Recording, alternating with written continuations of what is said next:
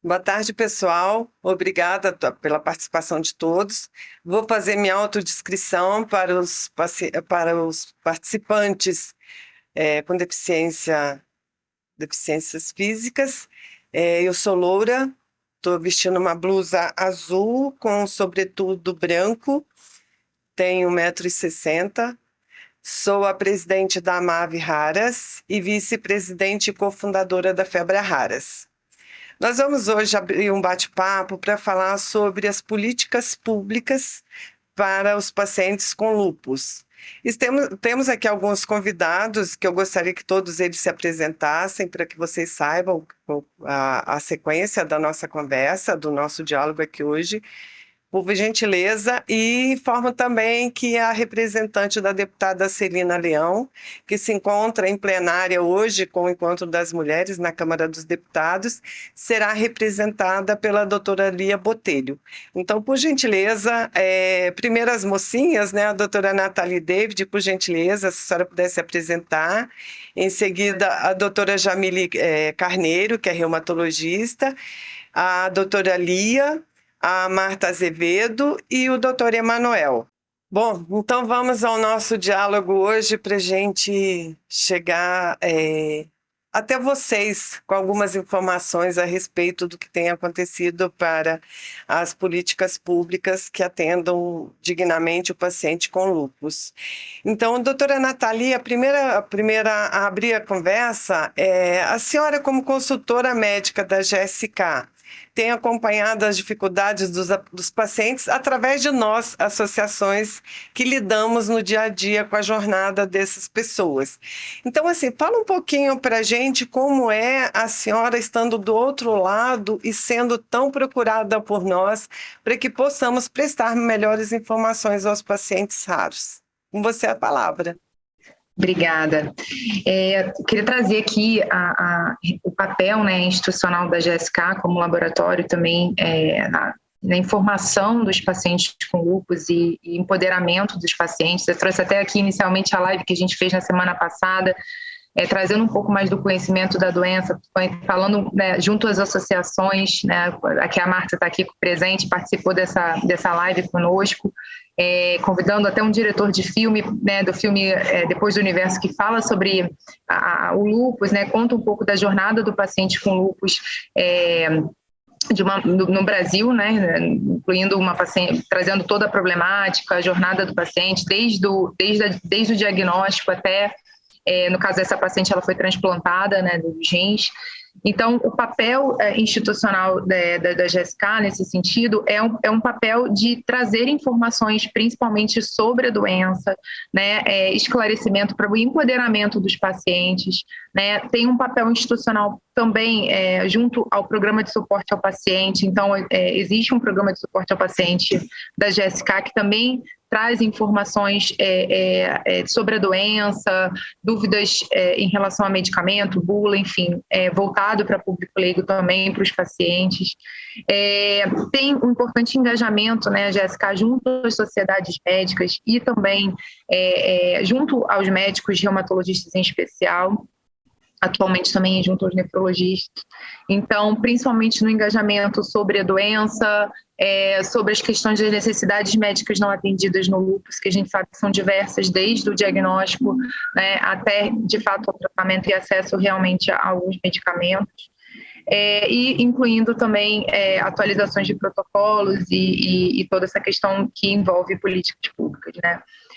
Um outro braço da GSK que a gente traz também é o engajamento junto a uma fanpage que nós temos mais de 100 mil seguidores, chama Lúpus Questão de Foco, que é uma fanpage voltada também para público leigo, para a população em geral, que fala também, cujo objetivo já tem 5 anos essa fanpage, 5 ou 6 anos já de nascimento, vamos dizer, de criação, e o objetivo é trazer realmente um pouco da jornada do paciente. Eu tento esclarecer algumas dúvidas nessa fanpage, dos próprios pacientes que nos seguem, dos nossos seguidores, trazendo um pouco mais sobre a jornada do paciente, o diagnóstico, a importância do diagnóstico precoce, né, e consequentemente do tratamento precoce, falando também, a gente fala, engaja e empodera esses pacientes sobre atualizações de protocolos e também em casos de consulta pública, enfim, a gente traz a informação, informa esses pacientes, né, sobre a importância de opinar, né, nesses momentos. Então, tem todo esse papel institucional também da indústria farmacêutica nesse empoderamento dos pacientes e na informação sobre a doença na jornada do paciente também. É maravilhosa a sua colocação, doutora, porque assim, a gente vem enfrentando. E olha, eu vou te dizer uma coisa: eu participei da primeira campanha Lúpus, uma questão de foco. Maravilhoso, até fizemos uma chamada em frente ao Congresso Nacional, então a gente já está nessa batalha já há bastante tempo para atualização do PCDT de lúpus. Também vi o filme, fiquei encantada, tenho certeza que a conversa da Marta com a produtora do filme deve ter sido assim uma coisa fantástica. Depois eu quero saber nos bastidores tudo o que aconteceu. Mas muito obrigada, doutora Nathalie. A doutora Jamile, nossa reumatologista aqui em Brasília, a gente tem muito contato, é uma querida pra gente, ela tem sempre atendido as nossas solicitações, as nossas demandas aqui, porque a gente acaba pedindo para furar a fila muitas vezes, porque chegam as questões de emergência e tudo. Eu sei que é tudo regulado, mas a gente ainda corre atrás e a gente tem sempre contato com a doutora Jamile.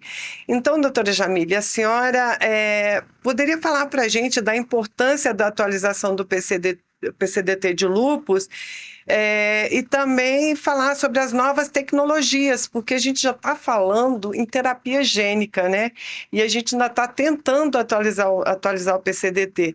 Isso para a gente é uma dificuldade muito grande, é um gargalo que ainda existe na saúde, e agora com essa união de forças de pedir a atualização desse protocolo, vai fazer toda uma diferença. Então, se a senhora puder falar para a gente sobre essa condição, né, de atualização desse protocolo, até porque a senhora esteve à frente aqui da Sociedade Médica, como coordenadora, ou presidente, se não me engano, e a senhora puder falar para a gente, esclarecer um pouco qual é esse viés, como é que a gente pode unir forças para que a coisa aconteça, para que a atualização aconteça de fato e de direito.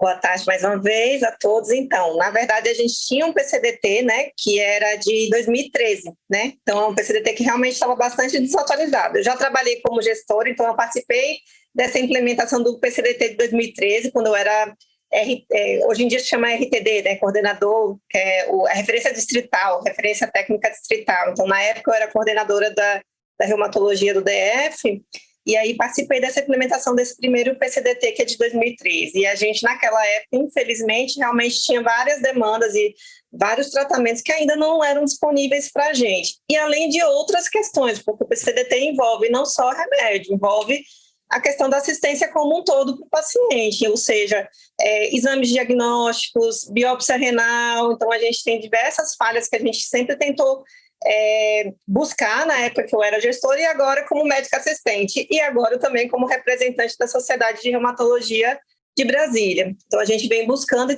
tentando, porque não é só ter o tratamento, temos que ter o acesso ao reumatologista, o acesso ao diagnóstico, aos exames que fazem o diagnóstico e a escolha, né, o acesso ao melhor tratamento. E agora, recentemente, no mês passado, então a gente houve uma grande mobilização da Comissão de Lúpus Nacional da Sociedade Brasileira, que conseguiu grandes ganhos, na verdade, e conseguiu, com isso, a gente ter uma atualização. Já recebeu, na verdade, a portaria, agora de novembro, que é de 1º de novembro de 22, né, desse ano, a portaria número 21 do Ministério da Saúde. Então, isso já foi repassado para a gente, para os grupos, com alguns ganhos em termos de tratamento. E o ganho em relação ao de 2013, por enquanto, só foi de uma medicação, que foi o micofenolato de mofetil, que hoje em dia também está aprovado para a Anvisa para o tratamento do lúpus, né? Que foi um ganho também, uma batalha aí de anos para que essa medicação conseguisse constar em bula o tratamento da nefrite lúpica nela. Então, na verdade, a gente teve um pequeno ganho, só que essa ainda está no papel. Na prática clínica, porque a gente sabe que tem toda a questão de compra, né, de parametrização das liberações aí locais e nacionais pelo Ministério da Saúde. Então, ele está no papel, mas ainda não está, de fato, funcionando aqui. A gente ainda não está conseguindo que os pacientes tenham acesso a essa nova droga, que foi a única que foi incorporada por essa nova portaria, que foi o micofenolato. Então, a gente está tendo dificuldades de como fazer, como o mais rápido possível ter esse tipo de acesso para o paciente. E outras drogas que, na nossa impressão, também eram super importantes de terem sido incorporadas, como o belimumab, como, às vezes, o rituximab, o tacrolimus, ficaram de fora dessa nova portaria, né, desse ano. Então, está encaminhando para atualização, mas, mesmo assim, ele atualiza sendo um pouquinho desatualizado. Ele poderia ter incorporado um pouquinho mais de medicações para a gente poder ter mais benefícios e conseguir, que é o que a Nathalie falou, que tem várias demandas não atendidas. Então, quanto mais opção de remédio a gente tiver, né, seria o ideal. Então, o ideal é que a gente tivesse disponibilidade de tudo que tem de mais novo aí, ou de possibilidade de tratamento para os nossos doentes, né? E, além disso, a gente tem falhas aqui no DF, não sei se todo o território nacional, mas, assim, de dificuldades importantes aí do acesso ao paciente. Então, a gente hoje em dia tem filas muito grandes, acho que até pioradas por conta da pandemia, né, do acesso ao reumatologista. Hoje em dia eu trabalho no hospital de base que virou o instituto, né, e há dificuldades gigantescas. Na minha impressão, houve uma piora realmente de vagas para internação desses pacientes, entendeu? Foi criado um sistema de gestão de leitos, mas a gente tem vários leitos aqui que estão inoperantes no hospital. Então, está sendo muito difícil conseguir que os pacientes que sejam atendidos, vamos dizer, em uma regional, serem transferidos para o hospital de base. Existe uma demora, uma fila também agora para internação que não existia antes, era muito tranquilo. Em 24 horas o paciente conseguia chegar no hospital terciário para ter o tratamento das formas graves da doença, internado. Dos exames, no hospital de base, a gente não tem FAM, não tem dosagem de autoanticorpos, não tem biópsia renal com imunofluorescência, isso também não tem em nenhum canto do GDF.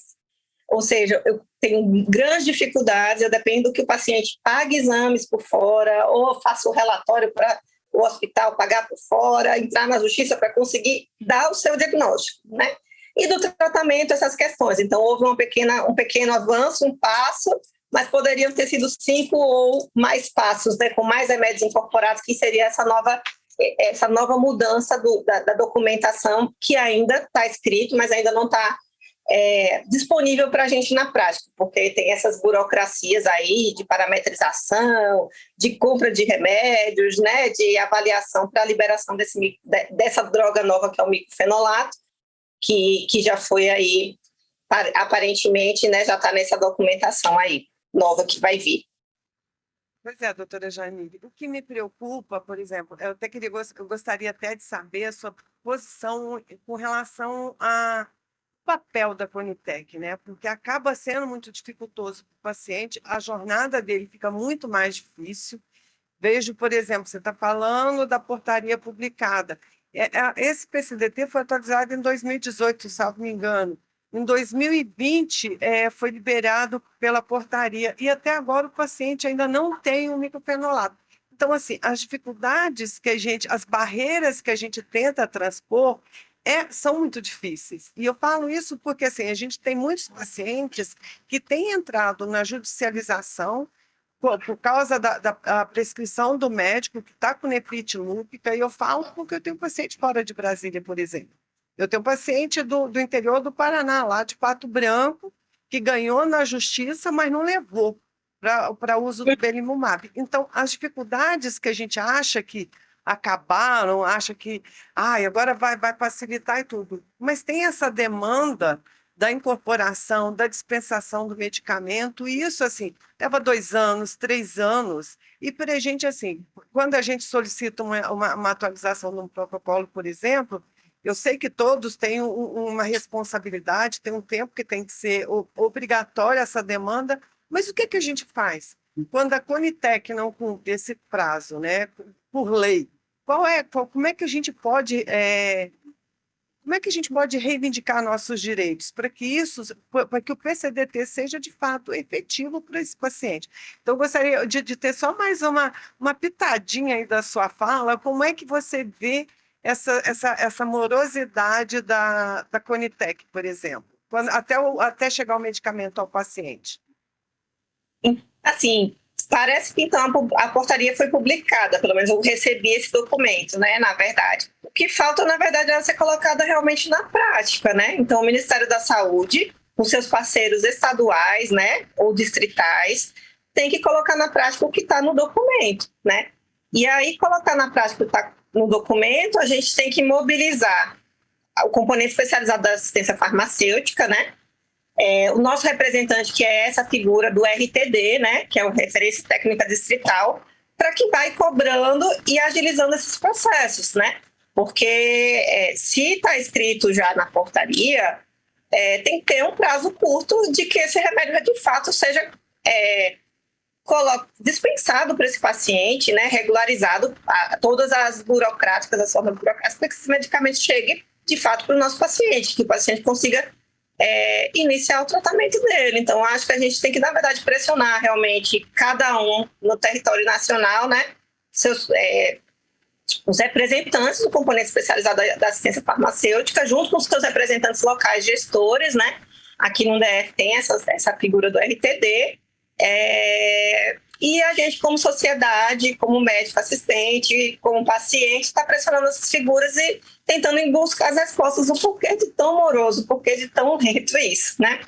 A gente sabe que as compras do Ministério do Componente Especializado são feitas, programações, já existem, eles já sabem que tem provavelmente ia sair essa portaria, então dá para você fazer previsão, vai ter tantos usos. Pelo judicial, você tem mais ou menos uma previsão de quantos pacientes vão usar aquele remédio. Então, já daria para ter feito um estoque, daria para agilizar a parametrização no horas, porque aqui a gente faz a liberação via um sistema, né?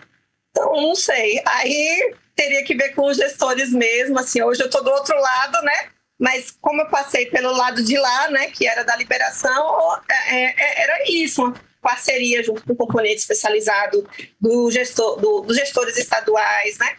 Dos representantes, os diretores de hospitais, as chefias, cobrarem com documentos, com, né, coisas para ver se isso é agilizado. Porque, enquanto isso, o paciente está ali prejudicado, sem um remédio, levando danos que levam até mais custos, né, para a sociedade. Porque um paciente que vai para uma diálise é muito mais custo do que comprar, às vezes, que é um dos argumentos. Não, esse remédio é caro, né? Não vamos colocar, que é os argumentos, às vezes, da Conitec, para não incorporar, às vezes, determinado remédio ou não.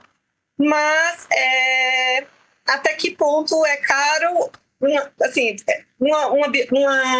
diálise para o resto da vida de um paciente de 20 anos, com certeza, é muito mais caro, entendeu? Então, assim, complicações, paciente sem tratamento, internar aqui no hospital, ficar sem enxergar, sem ter, né, é mais caro. Então, assim, eu acho que as pessoas têm que repensarem, né, e a gente cobrar, né, como sociedade, como representante, como médicos e como pacientes, né? Até que ponto, qual é o papel do parlamentar na garantia de direito à saúde? Como é que ele faz a diferença quando é engajado numa causa e quando torna pessoal, né? Precisamos muito do Congresso Nacional, nesse momento de união, para mudar o posicionamento da Conitec, de não incorporar o tratamento de ponta para os pacientes de lúpus. Então, gostaria de saber qual o posicionamento para essa atualização do PCDT e como é que o Congresso vai nos fortalecer participando dessa consulta pública que em breve vai ser publicada pela Conitec. Então, se a senhora puder nos contar como se posicionar junto ao Ministério da Saúde para nos ajudar, eu ficaria muito agradecido e pode ter certeza os pacientes lúpicos também. Sim. Gente, eu gostaria de cumprimentar a todos. Para mim é uma grande honra estar nesse momento com vocês, conversando de um assunto tão importante, tão sensível, né? E assim, eu trabalho com produção de políticas públicas já há 20 anos, né? Eu dediquei a minha carreira jurídica à produção normativa, Estou na equipe da deputada Celina, a gente tem tocado a pauta da Secretaria da Mulher, então estamos alcançando a marca de 204 proposições aprovadas, já com 84 leis sancionadas.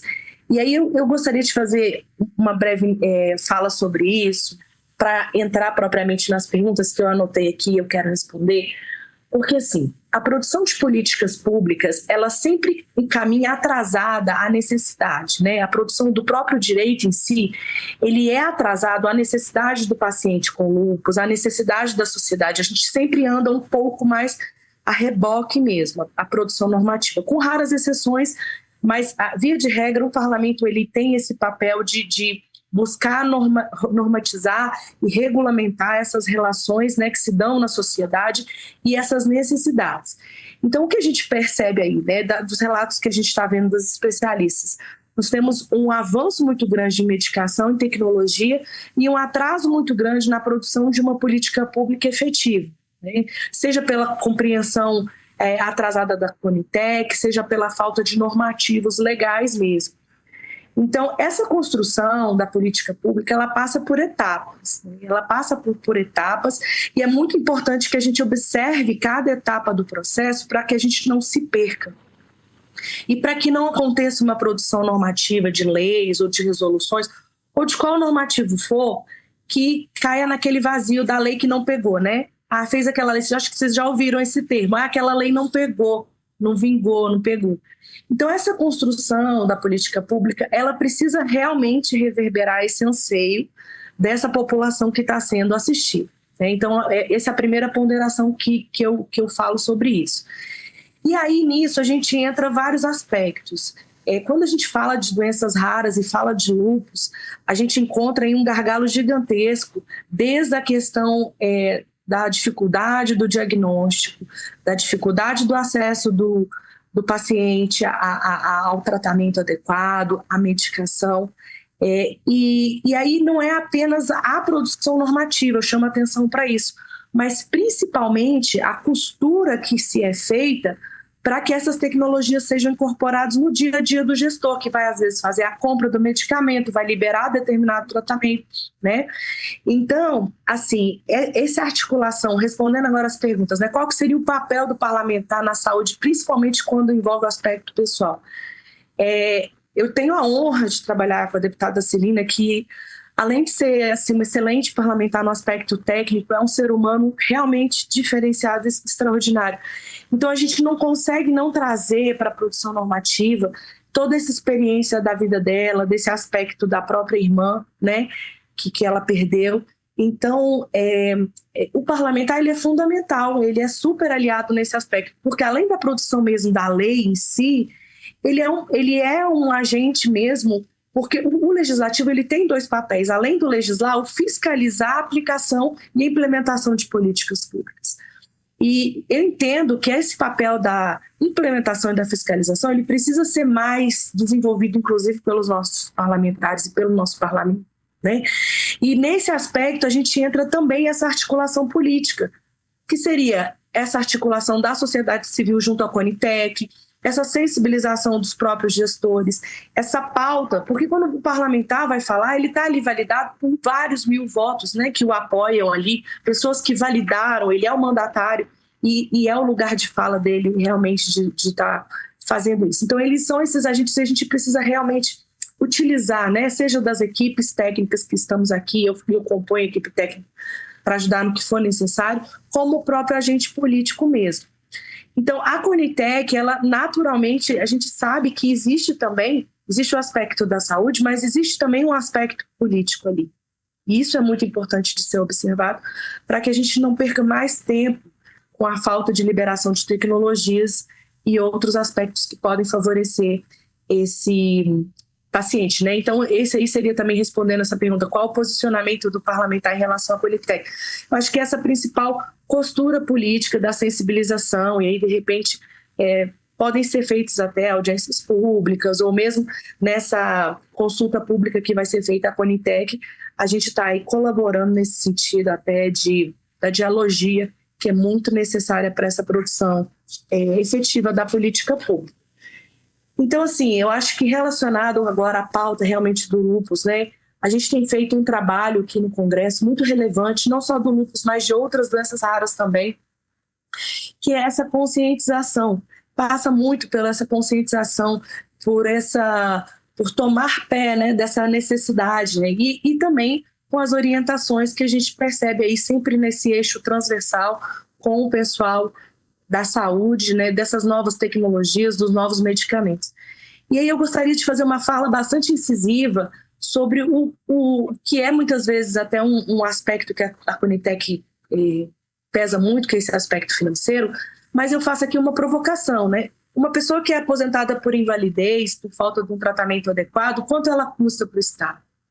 Então, na verdade, o que pode parecer muito caro, na verdade, é muito além de ser barato. Ele garante que o princípio da dignidade da pessoa humana, que é um princípio constitucional, seja assegurado por meio de um tratamento de saúde efetivo.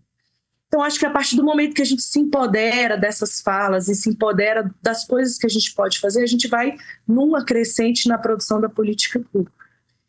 E, então, naturalmente, né, a gente sempre fala, existe o direito para quê? Para que haja esse atendimento dos anseios sociais. E quando não está atendido, vai haver judicialização, sim. É um meio que todo paciente tem direito de utilizar e é um meio que está aí para ser utilizado. E, às vezes, muitas vezes, o que a gente percebe é que até a produção de política pública, isso, ao invés de enfraquecer a política pública, ela fortalece. E chega um momento que o gestor se vê quase que obrigado a fazer uma regulamentação sobre aquele aspecto. Basicamente, gente, são as considerações que eu tinha para falar. Contem conosco em relação a essa questão da atualização do PCDT e também em relação a essa própria articulação transversal, em relação à Conitec. O mandato da deputada se encerra agora, dia 31, que ela toma posse já em janeiro, né? Mas a gente fica aqui, tem um grande corpo técnico aqui, junto à Secretaria da Mulher, que termina fazendo muita dialogia relacionada ao público feminino, mas também a aspectos relacionados a doenças raras, até por conta da própria questão de atingir muitas mulheres em idade fértil, e o lúpus está também incluído nesse aspecto. E contem conosco aí, não agora também nesse aspecto da Câmara, mas na vice-governadoria, como uma interlocutora junto a esses anseios do GDF, até para que a gente possa, às vezes, trabalhar esses gargalos que foram alegados aí pela palestrante anterior, pela pessoa que me antecedeu. E é isso, reiterar todo o respeito ao trabalho desenvolvido pelos senhores, reiterar todo o carinho a essa pauta tão nobre, tão cara, a deputada Celina e a toda a equipe dela. E agradecer muito o convite, me colocar à disposição de vocês. A gente tem estado aqui já há muito tempo, trabalhado pautas bastante relevantes aqui no Congresso. Me coloco à disposição para auxiliar no que for possível e necessário. Muito obrigada. Doutora, muitíssimo obrigada. Fico lisonjeada de ter a sua presença e pode ter certeza, se nós estivéssemos todos presenciais, a senhora seria ovacionada. Por esse cuidado, essa sensibilidade em falar do paciente lúpico, falar do diagnóstico precoce, que para a gente é extremamente importante, e é uma pauta que nos é muito cara, mas é muito cara, gente, porque atrás daquela patologia, daquele diagnóstico, tem um coração que precisa de cuidado, tem um ser humano. Então, é muito importante ter essa visão sensível do parlamento a favor do paciente com lúpus. Muitíssimo obrigada, doutora. Bom, e a nossa última convidada, né, a Marta, que ela é paciente, ela é presidente do GARCE, tem um trabalho belíssimo em Fortaleza, não só ela, mas também o Emanuel, mas na parte, quando chegar no Emanuel eu vou elogiar também o trabalho dele, mas Marta tem abraçado a causa, gente, primeiro porque ela é paciente, né?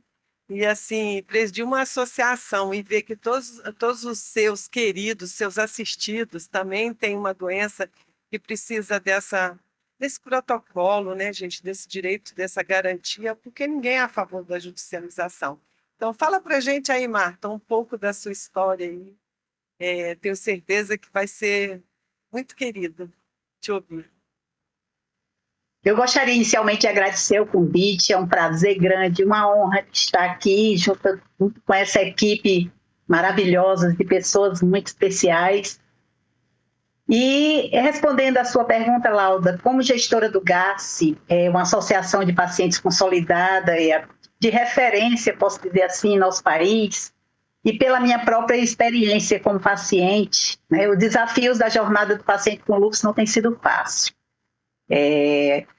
Como a fala da doutora Jamile, né, que inicia desde a falta de informação sobre a doença, a dificuldade de acesso ao especialista. É uma doença que afeta, que ameaça a vida e afeta mulheres jovens e até mesmo crianças. A fila de espera ela é muito grande, levando o paciente ao agravamento da sua doença.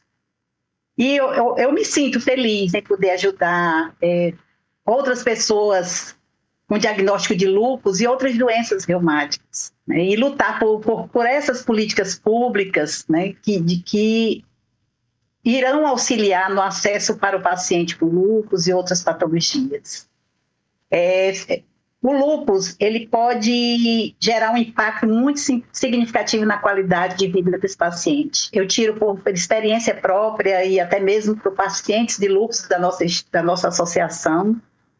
E a gente precisa principalmente de acesso a medicações que trazem e respondem a um diagnóstico que muitas vezes o tratamento convencional já não está respondendo.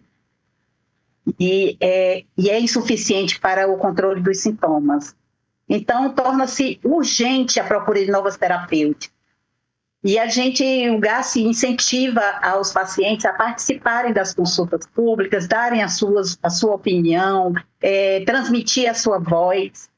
E isso é essencial para que a gente busque esse acesso às novas tecnologias tão essenciais para o tratamento do lúpus. Aqui no Ceará nós tivemos problemas gravíssimos. Eu lembro que em 2018 nós tivemos até casos de morte de pacientes e faleceram por não estarem sendo assistidos com as medicações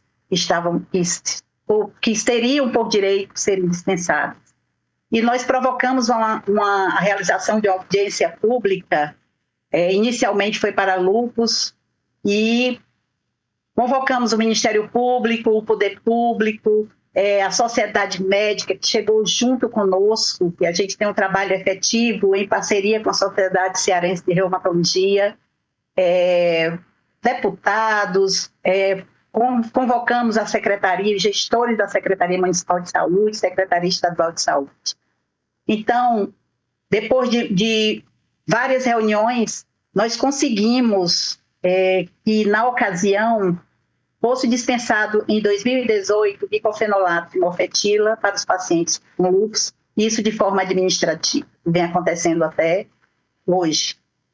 Nessa expectativa que todo esse processo seja regulamentado e que ele seja dispensado com um protocolo atualizado.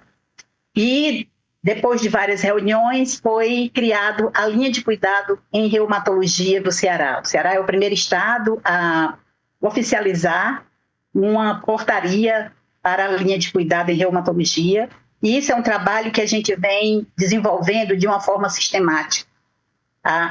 Foi regulamentada a portaria, mas a gente precisa buscar de uma forma efetiva esse direito desses pacientes, né? Até mesmo para que a progressão da doença ela não seja tão impactante, né? Diminuindo a mortalidade, as hospitalizações, enfim.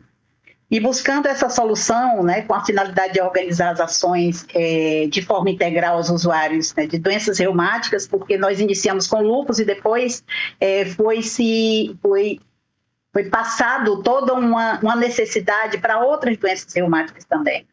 Então, esse atendimento por meio de comunicação horizontal entre todos os pontos de atenção, né, com o objetivo de facilitar o cuidado dos usuários de doenças reumáticas. Eu acho que foi um ganho, mas que a gente busca que o paciente com nefrite lúpica, principalmente por experiência própria, pela minha necessidade e dos meus pares também sentem essa condição e necessidade desse tratamento, a atualização do protocolo clínico de diretrizes terapêuticas para o lúpus é essencial.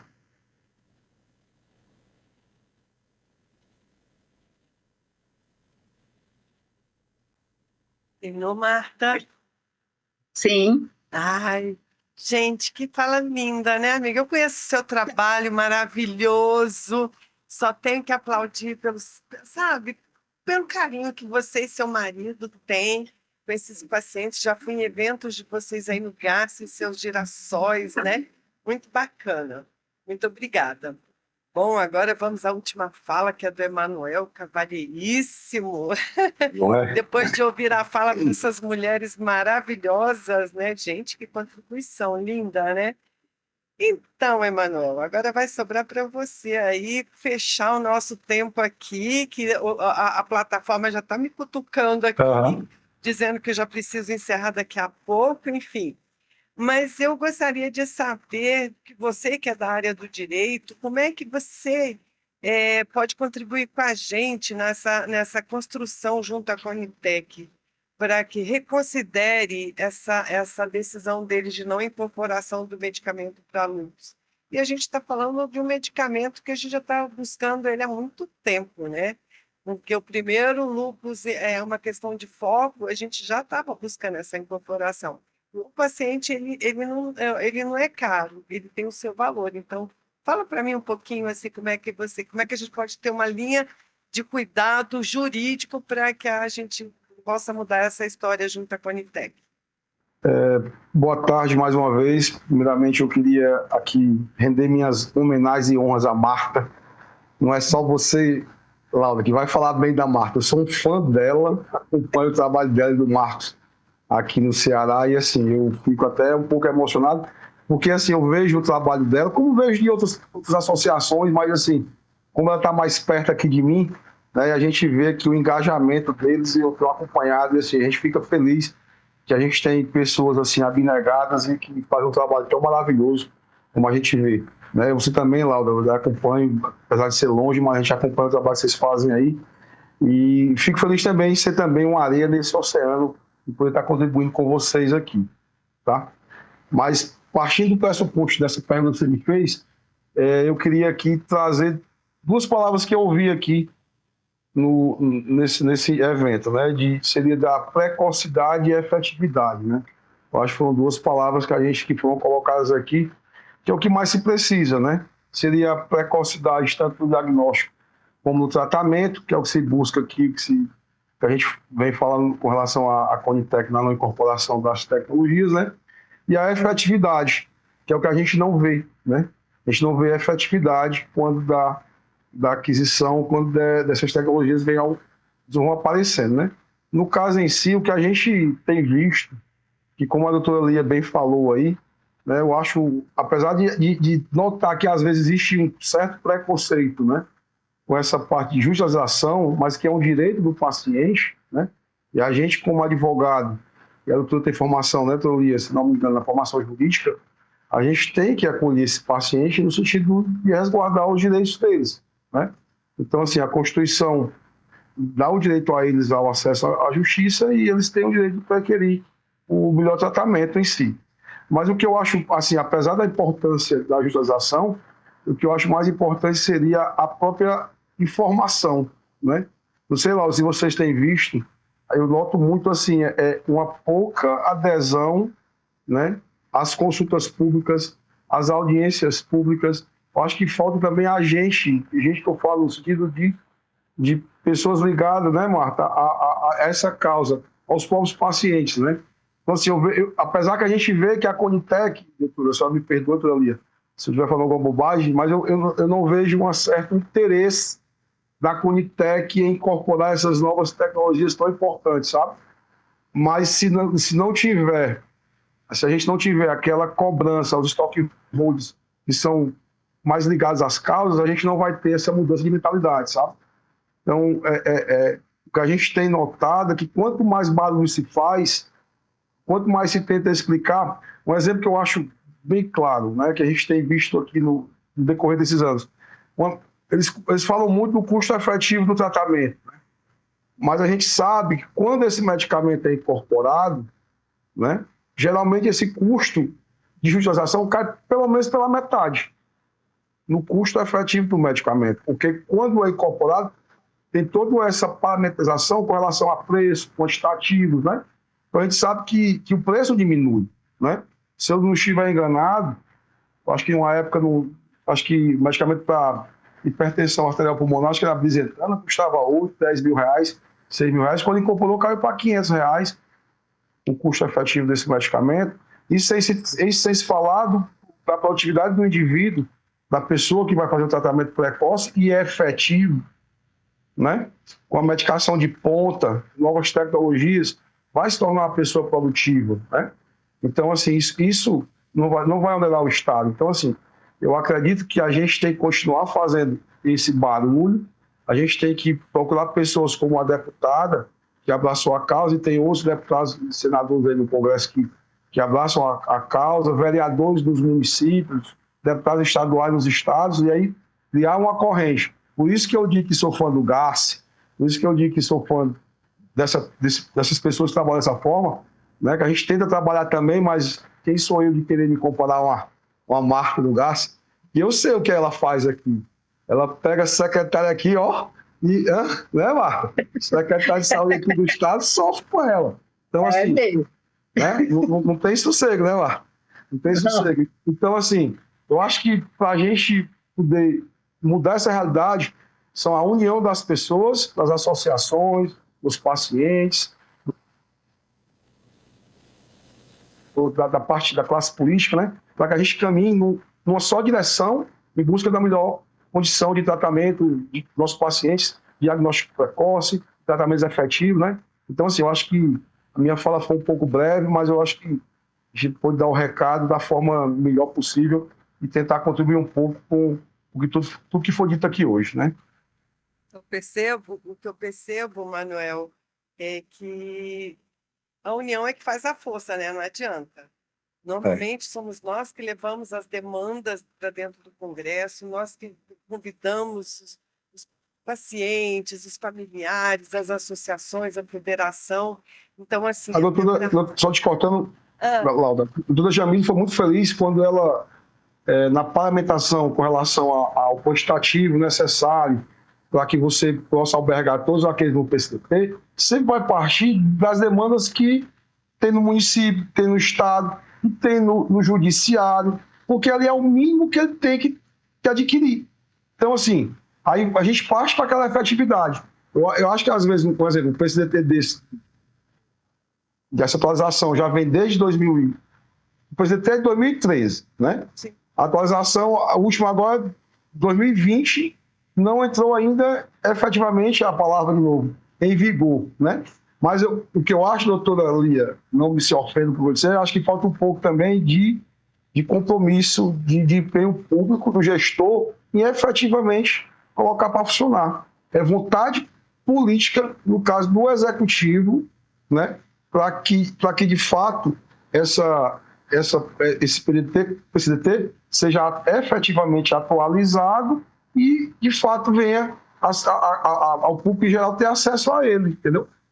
Isso não acontece só no caso de lúpus, né, Laura? Se você olhar outros PCDTs, entre a portaria de incorporação até o efetivo cumprimento, né, a dispensa do medicamento pelo SUS, passa 2, 3, 4 anos. Né?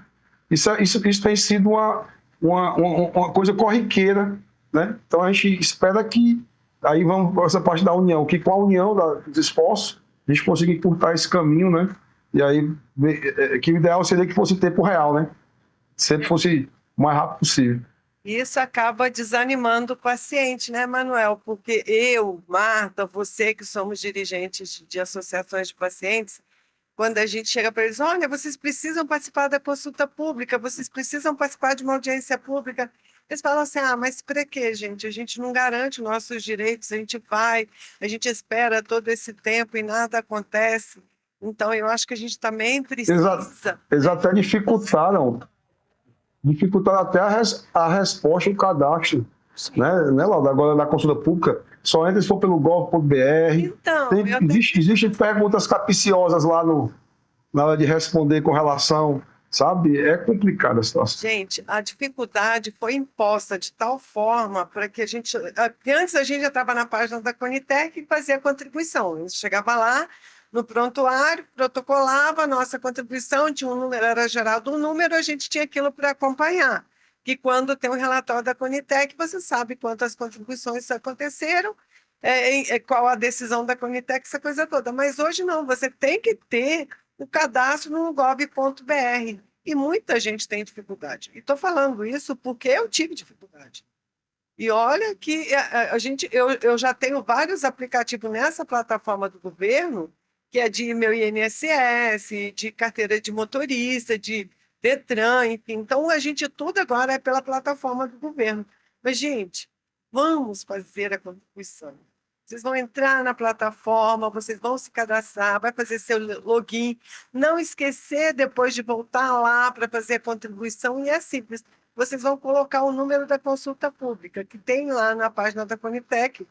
Tem o número, vocês vão falar que vocês vão contribuir. Agora, fiquem atentos com a perguntinha, né, Manuel? Isso, a perguntinha. Dúvida. Mas se vocês tiverem essa dificuldade, procure as associações que te acolhem, porque a gente consegue orientar, a gente consegue ajudar. Então, assim, essa união, quando eu falo de união, a gente está falando de união desde do cadastro de vocês na plataforma para contribuição. Porque é muito importante essa mobilização. Acho que a Laura deve ter o dado correto, mas existem muitas consultas públicas, né, Laura, que às vezes o Conitec dá o parecer contrário, mas com a mobilização da sociedade, né, é revisto, né, acho que é um percentual, se são 20% ou 30%, né, das consultas que acontecem essa reversão, e o que anteriormente talvez fosse por não incorporação, passa a ser incorporado, né? Então, assim, essa participação pública ela é muito importante, porque faz a diferença. E é bom também, Manuel, que entre lá no site do Ministério da Saúde, na página da Conitec, e leia os relatórios. Porque tem um relatório lá que consegue embasar a sua contribuição, ela consegue clarear como é que você vai fazer e entender aquela perguntinha que te confunde, né? Esse tipo de dificuldade. E outra coisa, gente, a participação do paciente nas reuniões da Conitec são extremamente importantes. Então, não vamos nos esconder, vamos garantir nosso direito, porque a partir do momento que a gente participa, a gente pode cobrar. O que não dá é para a gente ficar quietinho na nossa zona de conforto e esperar as coisas acontecerem. Então, nessa aí, vai um puxão de orelha para o paciente, que o paciente precisa estar atento e buscar a garantia do seu direito. Quando você chega lá no seu médico, que você já pesquisou lá no Dr. Google, você já chega todo argumentando lá com o seu médico. Então, faça a mesma coisa na participação da consulta pública, que é extremamente importante, não esqueça. Importantíssimo. Só frisar que essa dialogia com a população é fundamental, né, nessas consultas públicas. Então, assim, eu sei que dá trabalho, que é cansativo. A gente sabe que o exercício da cidadania ele não é uma coisa assim palatável, né? E nem é feito para ser também. Parece que realmente a gente percebe assim uma certa desmobilização em alguns momentos, mas que a gente possa insistir, né, nessas causas que são tão caras aí. Bom, e mais uma vez reiteramos aí toda a disposição da equipe da vice-governadora Celina em estar auxiliando vocês no que for necessário. Agora vamos passar para o outro lado do balcão, né, que é o executivo, para que a gente consiga colaborar um pouco mais, pelo menos junto ao governo do Distrito Federal. Mas Brasília é privilegiada de tê-la como vice-governadora. Pode ter certeza que as coisas vão mudar. Gente, olha, nosso tempo esgotou. Agradeço imensamente a participação de todos vocês, de quem nos acompanhou no canal do YouTube. Pode convidar seus amigos, seus familiares, para poder fazer a contribuição dessa consulta pública e acompanhar. Nós vamos ter um segundo podcast que nós já vamos falar já da incorporação da tecnologia. Então, espero vocês no próximo podcast. Um abraço, fiquem com Deus. Tchau, obrigado. Tchau, tchau, gente. Tchau, obrigada, gente.